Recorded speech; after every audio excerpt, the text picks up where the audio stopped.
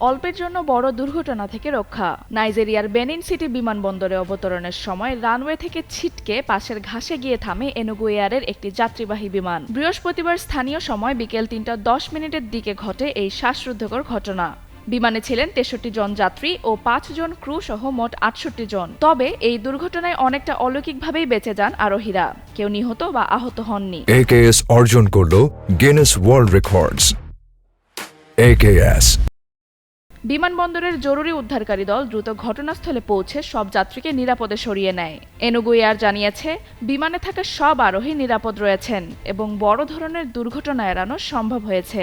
কেন অবতরণের সময় বিমানটির রানওয়ে ছিটকে পড়ল সেই কারণ জানতে ইতোমধ্যেই তদন্ত শুরু করেছে নাইজেরিয়ার বিমান চলাচল কর্তৃপক্ষ। অল্পের জন্য প্রাণে বেঁচে যাওয়া এই ৬৮ আরোহীর ঘটনাকে অনেকেই বলছেন এক অলৌকিক রক্ষা।